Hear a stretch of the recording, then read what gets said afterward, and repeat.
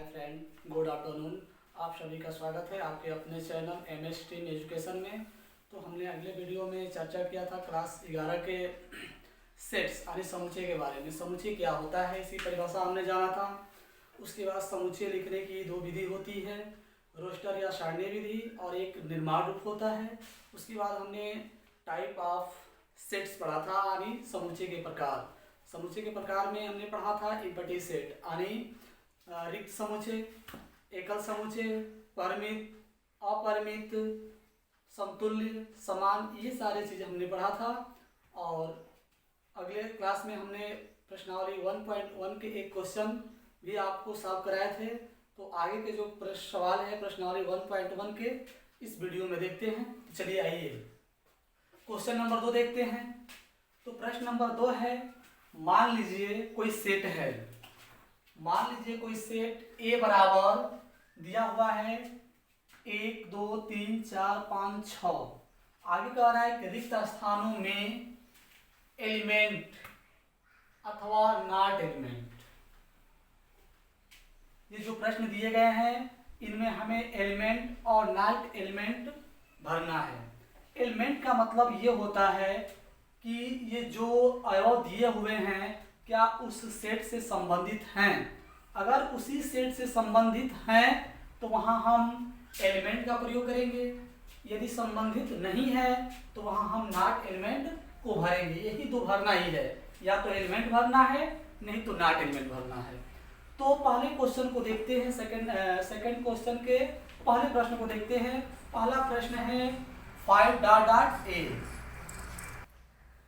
देखते हैं ये कि जो दिया है आपका 5.a, तो इसका मतलब क्या है। माने ये कह रहा है क्या 5 सेट A से बिलोंग करता है कि नहीं करता है। तो हम देखते हैं क्या 5 सेट A में है। जी बिल्कुल है। हम देख रहे हैं यहाँ 5 है। इसका मतलब कि 5 सेट A से संबंधित है। तो यहाँ हम बिलोंग को भरेंगे। यहाँ जो हमारा रहेगा यहाँ एलिमेंट रहेगा। बस इतना ही काम करना था। अब देखते हैं क्वेश्चन नंबर 2 में। तो कह रहे क्या 8 सेट A से संबंधित है कि नहीं है, बिलोंग करता है कि नहीं करता है। तो 8 हम देख रहे हैं कि सेट A में 8 नहीं है। इसका मतलब कि जो नंबर 8 है वह सेट A में नहीं है यानी सेट A का कोई अवयव नहीं है। तो यहाँ हम नॉट एलिमेंट का प्रयोग करेंगे। देख रहे हैं काफी आसान है। अब देखते हैं अगला जो प्रश्न 3 पूछ रहा है। ये पूछ रहा है कि क्या 0 सेट A से बिलोंग करता है। जी बिल्कुल नहीं करता है। यहां भी रहेगा डज नॉट एलिमेंट। अब देखते हैं अगला जो है, यहां देख रहे हैं 4 क्या सेट A से बिलोंग करता है। बिल्कुल कर रहा है, यहाँ 4 है। तो यहां हमारा रहेगा एलिमेंट। आगे देखते हैं क्या 2 सेट A से संबंधित है। बिल्कुल है, यहां भी रहेगा एलिमेंट। अब अंतिम प्रश्न देखते हैं इसका, 10 बिलोंग टू A। क्या 10 A से बिलोंग कर रहा है। हम देख रहे हैं कि जो आपका एलिमेंट 1 2 3 4 5 6 है इसमें 10 नहीं है और ये 10 सेट A से संबंधित नहीं है। तो यहाँ आपका डज नॉट एलिमेंट का प्रयोग करेंगे। आपने देखा कि ये जो प्रश्न है काफी आसान हो गया। इसी तरह से हम अगला क्वेश्चन बता रहे हैं, उससे पहले आप इस प्रश्न को नोट कर लीजिए, स्क्रीनशॉट ले लीजिए। इस प्रश्नावली का जो तीसरा सवाल है ये है, कह रहा है कि निम्नलिखित समुच्चयों को रोस्टर रूप में लिखिए। हमने अगले वीडियो में आपको बताया था कि समुच्चय लिखने की दो विधि होती है, एक होती है रोस्टर और एक समुच्चय निर्माण। ये जो समुच्चय निर्माण है इसको बोलते हैं और इसको लिखना है हमें रोस्टर रूप में। तो हमने कल बताया था कि रोस्टर और निर्माण काफी ही इम्पोर्टेंट है क्लास 11वीं के लिए, क्योंकि इससे प्रश्न पूछते हैं। तो रोस्टर को समुच्चय निर्माण में बदलने के लिए कहेगा और समुच्चय निर्माण को रोस्टर में कहेगा। तो यहाँ आपका दिया हुआ है समुच्चय निर्माण रूप और इसको बदलना है रोस्टर रूप में। तो हम शुरू करते हैं तीसरे का पहले क्वेश्चन को देखते हैं। जो पहला क्वेश्चन है वह आपका यह है, कह रहा है कि x सच डैट एक पूर्णांक है और x is greater than -3 less than 7, यानी जो x का मान है वह x ऐसा पूर्णांक है जो -3 से तो बड़ा है लेकिन 7 से छोटा है। पूर्णांक है और पूर्णांक के बारे में हम लोग जानते हैं कि पूर्णांक धनात्मक, ऋणात्मक और शून्य भी हो सकता है। तो इस कंडीशन के लिए देखेंगे कि जो x का मान होगा वो क्या होगा। तो दिया हुआ है -3, पहला प्रश्न है, पहले का ये सॉल्यूशन है। तो -3 x is greater than -3 and less than 7, अर्थात x बराबर हो जाएगा, कह रहा है कि -3 से बड़ा, -3 से बड़ा -2 होता है न कि -4। तो -3 से बड़ा होगा -2, -1, 0 भी होगा, 1, 2, 3, 4, 5 और 6, क्योंकि 7 इसलिए नहीं हो सकता है, इसमें कह रहा है कि 7 से छोटा है। अतः सेट ए बराबर आपका हो जाएगा -2, -1, 0, 1, 2, 3, 4, 5, 6। ये हमारा पहले का आंसर हो जाएगा।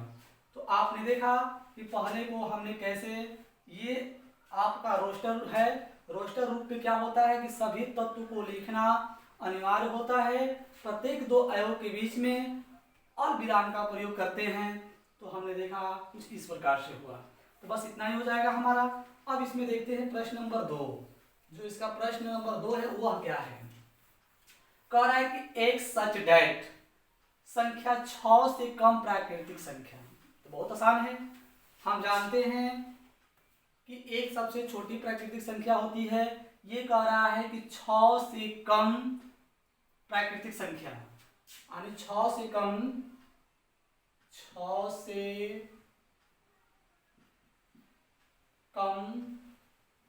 प्राकृत संख्या हो जाएगा आपका बराबर 1, 2, 3, 4, 5। 6 से कम कह रहा है तो ये होगा। अतः सेट ए बराबर हो जाएगा आपका 1, 2, 3, 4, 5। बस इतना ही है, यही आपका रोस्टर विधि है। दूसरा भी कंप्लीट हो गया। अब तीसरा प्रश्न देखते हैं। तीसरा क्या कह रहा है, एक सच डेट 2 अंकों की ऐसी प्राकृतिक संख्या है। कह रहा है कि एक सच डेट जो x है 2 अंकों की ऐसी एक प्राकृतिक संख्या है जिसके अंकों का योगफल 8 है। पहली बात, एक कंडीशन दिया है यहाँ 2 अंकों की। तो 2 अंकों की जो संख्याएं होती हैं ये जान लेते हैं कि 2 अंकों की संख्याएं 10 से लेकर के 99 के बीच में होती हैं। 99 होता है। इसके बीच में ऐसी कितनी संख्याएं आएंगी जिनके अंकों को डिजिट को ऐड किया जाए तो 8 है। तो देखते हैं, अगर हम 10 लेते हैं तो जोड़ेंगे तो 1 ही होगा, 11 लेंगे तो 2 होगा, इसी तरह से लेंगे तो हमारा 10, 11, 12, 13, 14 नहीं होगा। तो हम देखते हैं जो पहली संख्या होगी वो होगी, यहाँ लिख सकते हैं कि 2 अंकों की ऐसी संख्या जिनका अंकों का योग 8 है। तो पहली संख्या होगी 17, यानी 1 और 7 को ऐड करेंगे तो 8 हो जाएगा। आपकी अगली होगी 26, उसके बाद आगे जाएंगे तो हो जाएगा आपका 36, 36 नहीं होगा, 26 हो गया आपका, हो जाएगा 26 के बाद जो अगला होगा वो होगा 35, 35 के बाद होगा 44, 44 के बाद होगा 53, 53 के बाद होगा 62, उसके बाद 71 और जो अंत में होगा वो 80 होगा। यानी हमने देखा कि 2 अंकों की ऐसी कितनी संख्याएं हैं जो जिसका योगफल 8 है। तो 17, 26, 35, 44, 53, 62, 71, 80। अतः सेट सी बराबर, जब इसको रोस्टर में लिखेंगे तो हो जाएगा 17, 26, 35, 44, 53, 62, 71, 80। ये हमारा हो गया आंसर क्वेश्चन नंबर 3 का। जो अगला क्वेश्चन है तो वह है आपका डी। तो डी एक सच डेट एक्स एक अभाज्य संख्या है जो 60 का भाजक है। पुनः इस क्वेश्चन को एक बार और देखते हैं। एक्स सच डेट एक अभाज्य संख्या है जो 60 की भाजक है। यानी हमें ऐसे संख्याओं का कलेक्शन करना है जो अभाज्य हो और साथ ही साथ वो 60 की भाजक हो, अर्थात 60 में भाग दिया जाए उस संख्या से तो 60 उससे पूरी विभाजित हो जाए। तो हम देखते हैं वो संख्या क्या होगी। तो वो संख्या होगी, यहाँ लिख सकते हैं, ऐसी अभाज्य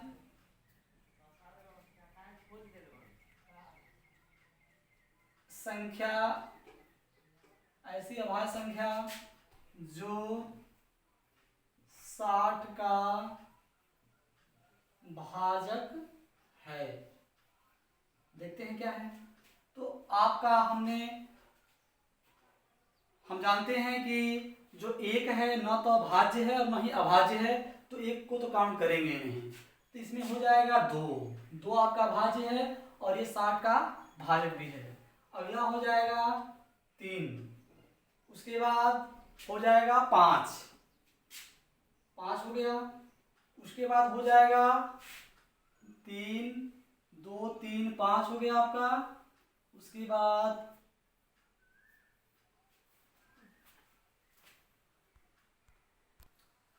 हम देख रहे हैं कि सिर्फ 2, 3, 5 ही ऐसे अभाज्य संख्याएं हैं जो 60 के भाजक हैं। ऐसे अभाज्य संख्या तो और हैं लेकिन वे 60 के भाजक नहीं है।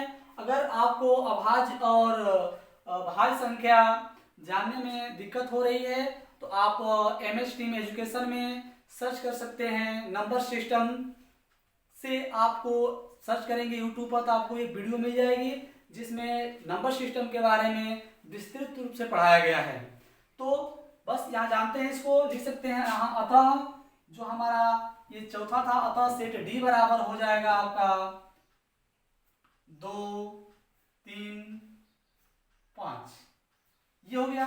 अब इसी में अगला देखते हैं प्रश्न। अगला हमारा जो नंबर 5 नंबर सवाल है, ये दिया गया है ट्रिग्नोमेट्री शब्द के सभी अक्षरों का समुच्चय लिखिए।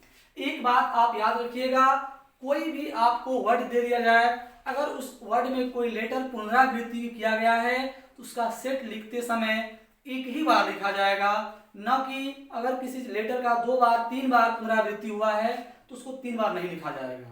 तो हम देखते हैं जो ट्रिग्नोमेट्री शब्द है वह कितने लेटर से मिलकर के बना है, वही उसके सेट होंगे। यानी जो ट्रिग्नोमेट्री है तो उसमें जो लिखा जाएगा कुल अच्छा लिखा जाएगा, यहाँ लिख देते हैं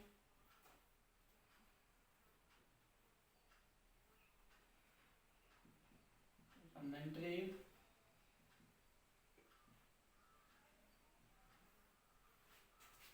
के कुल अक्षर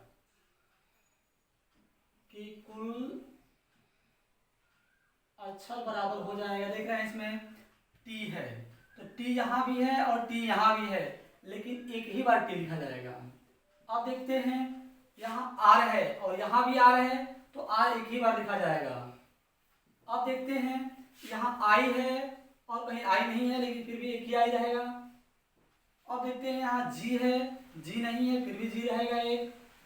उसके बाद देखते हैं यहाँ ओ है तो ओ हमारा 2 बार है, 2 बार है तो एक ही बार लिखा जाएगा। अब यहाँ n है, n एक ही बार है तो यहाँ n लिखा जाएगा। उसके बाद m है तो m लिखा जाएगा। अब हो गया m, हो गया, वो हो ही गया है। अब यहाँ बचा m, तो m लिखा जाएगा, m लिख दिए। e अभी नहीं हुआ है तो यहाँ हम e को भी लिख देंगे। e हो गया, t हो गया है, r हो गया है, y। इतने लेटर से मिल करके हमारा जो है ट्रिग्नोमेट्री वर्ड का निर्माण हुआ है। अतः सेट ई बराबर हो जाएगा, सेट ई बराबर हो जाएगा आपका T R I G O N M E Y. जो अगला प्रश्न है वो देखते हैं, लिखा हुआ है यहाँ बेटर। बेटर शब्द के सभी अक्षरों का समुच्चय लिखिए।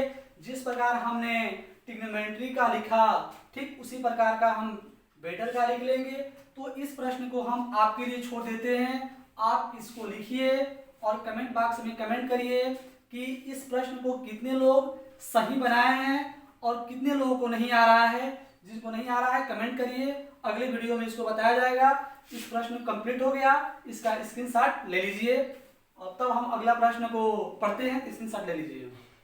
इस प्रश्नावली का जो सवाल नंबर 4 है वो यह है कि निम्नलिखित समुच्चय को समुच्चय निर्माण रूप में लिखिए। अभी हमने जो अगला प्रश्न पढ़ा था, प्रश्न नंबर 3, उसमें ये दिया था कि आपका समुच्चय निर्माण रूप में था और रोस्टर रूप में बदलना था। इस बार रोस्टर में दिया है और समुच्चय निर्माण में बदलना है। तो हम देखते हैं कि ये जो प्रश्न दिए गए हैं उनमें क्या क्या कंडीशन अप्लाई हुई है, क्या शर्त है, उसी शर्त को हमें लिखना है। तो हम देखते हैं कि जो प्रश्न नंबर 1 है वो देखिए कहाँ दिया है, 3, 6, 9, 12। इसको देखने से हमें यह लगता है कि यह जो दिया हुआ है यह 3 का मल्टीपल्स है, यानी 3 का गुणज है। तो इसे हम कैसे लिखेंगे, तो इन्हें हम जब सॉल्व करेंगे इधर हो जाएगा, पहले को लिखेंगे तो बस इस प्रकार लिखेंगे। पहला जो है हमारा वो हो जाएगा x such that x बराबर 3n। जहां n आप देख रहे हैं वो नेचुरल नंबर है, 3 का गुणज है, नेचुरल नंबर, यानी इसको लिखा जा सकता है। तथा जो n है, n जो है वह ग्रेटर देन इक्वल है 1 एंड लेस देन इक्वल इसमें है 12 है, तो 4।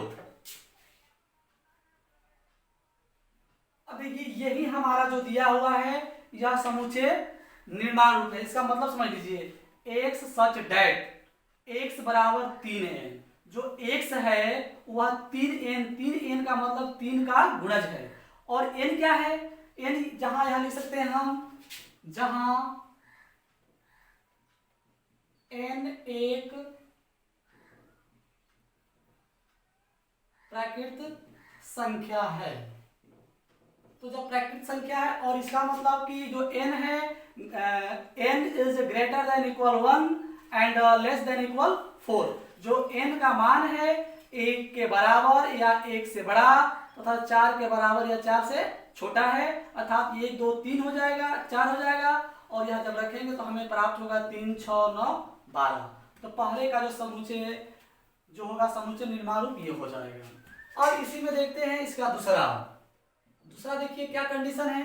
तो हम देख रहे हैं दूसरा दिया हुआ है 6, 4, 8, 16, 32, यानी यह 2 का पावर 1 है, ये 2 का पावर 2 है, ये 2 का पावर 3 है, ये 2 का पावर 4 है और ये 2 का पावर 5 है। यानी यहाँ जो कंडीशन अप्लाई हो रही है उसको लिखा जा सकता है x सच डेट x बराबर 2 का पावर n।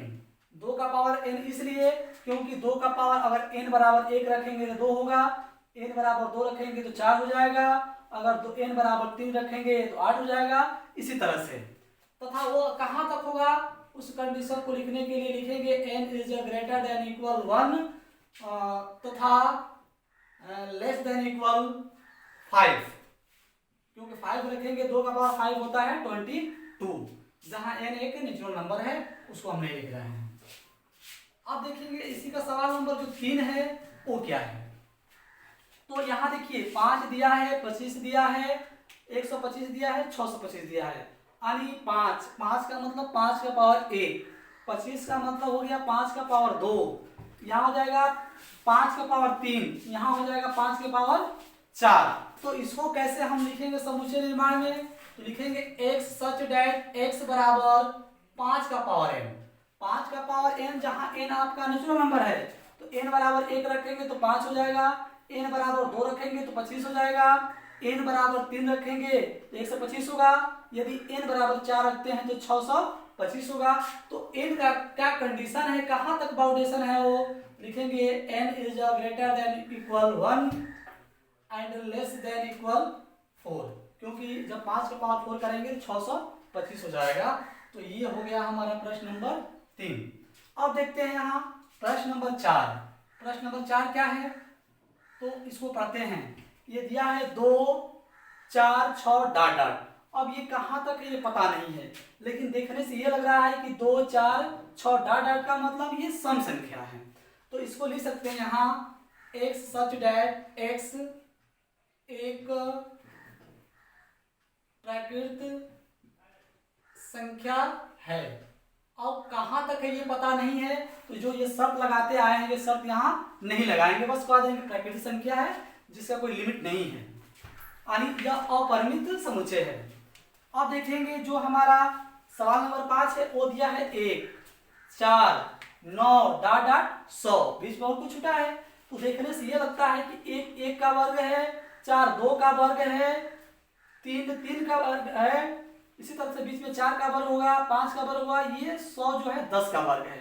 तो इसको हम कैसे लिखेंगे, ये हमारा हो जाएगा x सच डैट x बराबर n का पावर n स्क्वायर लिख सकते हैं, जहां n आपका नेचुरल नंबर है। 1 रखेंगे तो 1 होगा, 2 रखेंगे तो 4 हो जाएगा, 3 रखेंगे तो 9 हो जाएगा, इसी तरह से बीच में रखेंगे। लेकिन इसमें एक लिमिट दिया है, तो वो लिमिट क्या होगा, यहाँ लिख देंगे तथा n is greater than equal 1 and less than equal 10, क्योंकि 10 का वर्ग करेंगे 100, अंतिम जो है 100 है। तो हमने यहाँ देखा कि आपका दिया हुआ था रोस्टर, और इसको कैसे हम लिखे समुच्चय निर्माण में, तो इस प्रकार लिखा गया। यहाँ दोनों चीज कंप्लीट हो गया, समुच्चय निर्माण, समुच्चय निरूपित करने की 2 विधि होती है, रोस्टर और समुच्चय निर्माण रूप। तो इस तरह से हमने देखा, एक रोस्टर को कन्वर्ट कर दिया समुच्चय निर्माण में, और यहाँ रोस्टर को हमने बदल दिया समुच्चय निर्माण में। ये आपको बदलने आना चाहिए, ये बेहद ही जरूरी है क्लास 11वीं के पढ़ने के लिए। तो अगले सवाल को बताने से पहले इसको आप नोट कर लीजिए ताकि अगला सवाल बताया जाए। जो अगला प्रश्न है 1.1 का 5 नंबर, वह है निम्नलिखित समुच्चय के सभी अवयवों को सूचीबद्ध कीजिए। सूचीबद्ध मतलब वही रोस्टर। पुनः जो हमारा सवाल नंबर 3 था वही सवाल ये है, देख लेते हैं। यहाँ दिया हुआ है ये समुच्चय निर्माण रूप है, दिया हुआ है x सच डैट x एक विषम संख्या है। तो हमें विषम संख्या को लिखना है, लेकिन उसका लिमिट नहीं है, तो उसका डायरेक्ट हो जाएगा, हम यहाँ लिख दे रहे हैं, वो सेट हो जाएगा। यहाँ उसका सॉल्यूशन है, पहला जो हो जाएगा उसको लिखेंगे तो सेट ए बराबर हो जाएगा। तो कह रहा है विषम संख्या, विषम संख्या हमारी होती है 1 2 नहीं होता है, 3 होता है, 5 होता है, डॉट डॉट डॉट डॉट। अब पता नहीं तो बस डॉट डॉट ऐसे लगा करके छोड़ देंगे, बस इतना ही करेंगे। तो पहले प्रश्न का हमारा हो जाएगा सूचीबद्ध। अब देखते हैं दूसरा क्या है। दूसरा है सेट बी। तो कह रहा है कि एक्स सच डैट एक्स एक पूर्णांक है, पूर्णांक है, यहाँ देखते हैं जो पूर्णांक है। तो कह रहा है कि जो x का मान है वो -1/2 से बड़ा और 9/2 से छोटा है। चूंकि यहाँ पूर्णांक है और हम जानते हैं कि पूर्णांक न तो भिन्नात्मक होता है, पूर्णांक न भिन्नात्मक होता है, वो केवल ऋणात्मक, शून्य और धनात्मक होता है। तो जो बटे वाले होते हैं उनको नहीं लेंगे, यानी -1/2 से जो बड़ा होगा पूर्णांक वो होगा 0 हो जाएगा। उसके बाद 1, 2, 3, 4 होगा। क्यों 4 होगा? क्योंकि 9/2 का मतलब होता है 4 सही 1/2। तो जो x है वह 4 सही 1/2 से छोटा है, तो ये जो 4 हम देख रहे हैं वो इससे छोटा है, इससे बड़ा नहीं ले सकते हैं। चूंकि 4 सही 1/2 आपका पूर्णांक नहीं है, इसलिए इसको हम नहीं लेंगे। तो इतने ही हमको मिलेंगे। तो इसका हम जब कन्वर्ट करेंगे तो इसी को हम जब यहाँ लिखेंगे तो हम लिख सकते हैं सेट b बराबर 0, 1, 2, 3, 4, 2, 3, 4। बस इसका यही आंसर हो जाएगा। वो दिया है x सच डैट एक पूर्णांक है। यहाँ भी देखिए जो दिया हुआ है x एक पूर्णांक ही है। इसका कंडीशन क्या है? x² less than equal 4। जो x का मान है वो 4 से बराबर है या तो 4 से छोटा है। तो पहले इसको सॉल्व कर लेते हैं, तो वहां लिखते हैं x² is less than equal 4, या चूंकि पूर्णांक है तो x का जो वैल्यू हो जाएगा वो 2 हो जाएगा। तो जो x का मान है वह ऋण में भी हो सकता है, क्योंकि वर्गमूल निकाले हैं तो प्लस माइनस में होगा। तो +2 हो जाएगा और -2 भी हो जाएगा।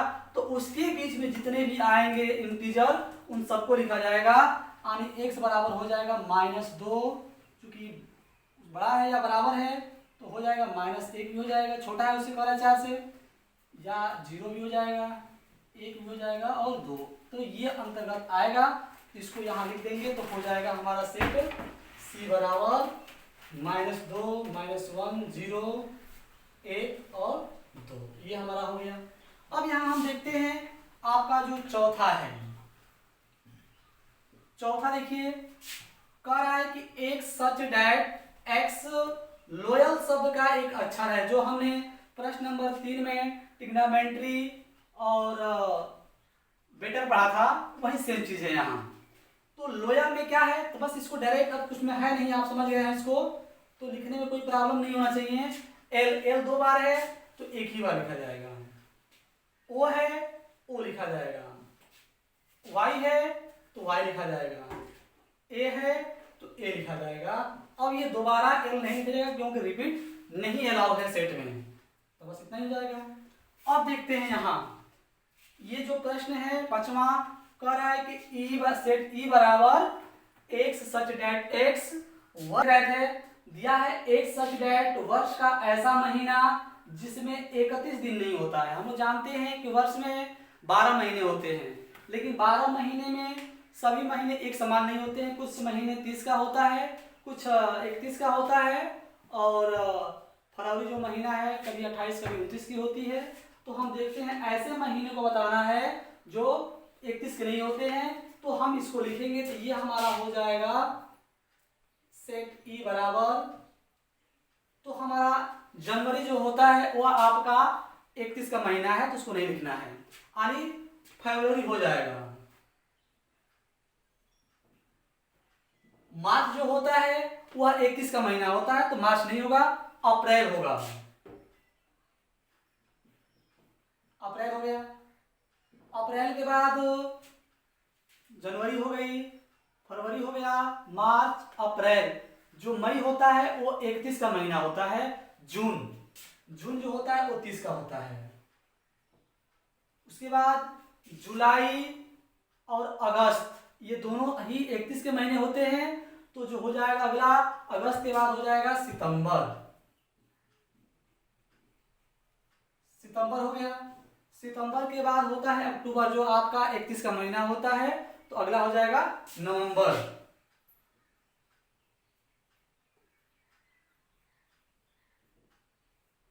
तो 5, 1, 2, 3, 4, 5, यानी 12 महीने में 5 ऐसे महीने होते हैं जो 31 के नहीं होते हैं। कौन कौन 31 के नहीं होते हैं? फरवरी, अप्रैल, जून, सितंबर, नवंबर। यही हमारा हो जाएगा प्रश्न नंबर 5 का सूचीबद्ध सेट। अब देखते हैं जो हमारा 6वां है। 6वां देखिए क्या है, तो कह रहा है कि set f equal to x such that x अंग्रेजी वर्णमाला का व्यंजन है जो k से पहले आता है। तो पहले यहां हम लिख लेते हैं कि k तक कितने अक्षर होते हैं। तो k तक कितने अक्षर होते हैं, ये होता है B C D E F G H I J और K। देखिए के तक इतने हमारे वर्णमाला में अक्षर होते हैं। तो कह रहा है कि अंग्रेजी वर्णमाला का व्यंजन है जो के से पहले आता है, यानी के को छोड़ करके इससे पहले कितने वर्णमाला आते हैं, वो भी व्यंजन। तो देखिए ए आपका व्यंजन नहीं है, ये हट जाएगा। बी सी डी ई है, ई नहीं है, एफ है, जी है, एच है, आई नहीं है। ठीक, तो हमारा हो जाएगा यहां, इसको लिखा जाएगा तो सेट बी बराबर हो जाएगा B C D F G H और जे। के नहीं होगा क्योंकि के से पहले बोला गया है। तो ये रहा हमारा प्रश्न नंबर 5वें का सभी सॉल्यूशन, जिसको समुच्चय निर्माण विधि से सूचीबद्ध में बदलना था। तो ये प्रश्न कंप्लीट हो गया, इसको आप नोट कर लीजिए या स्क्रीनशॉट ले लीजिए। इस चैप्टर का अंतिम जो प्रश्नावली है, इस प्रश्नावली का जो अंतिम प्रश्न है उसको देखते हैं।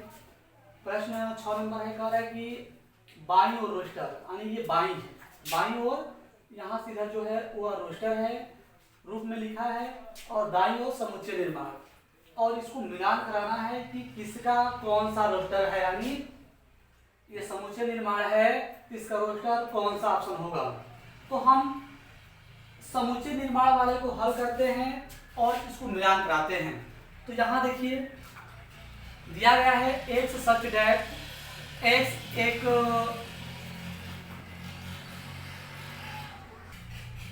अभाज्य संख्या है, 6 की भाजक है।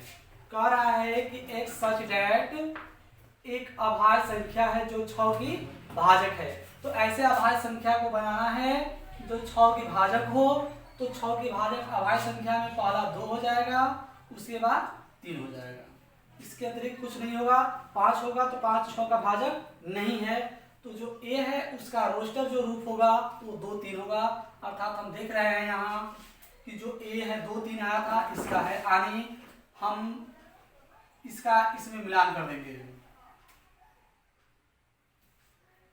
अब देखते हैं बी को। एक्स सच डैट संख्या 10 से कम एक विषम प्राकृतिक संख्या है, यानी 10 से कम विषम प्राकृतिक संख्या क्या होगा, तो हो जाएगा x बराबर 1 2 3 1 होगा, 3 होगा, 5 होगा, 7 होगा, 9 होगा। देखते इधर कोई है क्या, तो चौथा है, तो इसका जो मिलान हो जाएगा इसके साथ कर दिया जाएगा। अब इसको देखते हैं एक्स सच डैट एक प्राकृतिक संख्या जो 6 की भाजक है। तो कह रहा है कि प्राकृतिक संख्या जो 6 की भाजक है, तो प्राकृतिक संख्या 6 की भाजक में आपका एक जो है 6 का भाजक है, 2 भी है, 3 का है, 4 नहीं है, 5 भी नहीं है, एक 6 हो जाएगा। तो प्राकृतिक संख्या 1 2 3 और 6 के भाजक होते हैं, इसलिए सी को मिलाया जाएगा पहले से। और बचा मैथमेटिका, तो मैथमेटिक को इससे मिला देंगे। और इस तरह से जो हमारा सेट एक्सरसाइज 1.1 है वो कंप्लीट हो गया। तो आप इस वीडियो को शुरू से अंत तक देखिए, एक बार समझ में ना आए तो 2 बार देखिए, और समझ में आए तो आप इस चैनल को सब्सक्राइब करिए, शेयर करिए, कमेंट करिए। बस आज के लिए इतना ही, धन्यवाद। जो अगला प्रश्नावली होगा उसको अगले वीडियो में आपको पढ़ाया जाएगा। धन्यवाद। Number system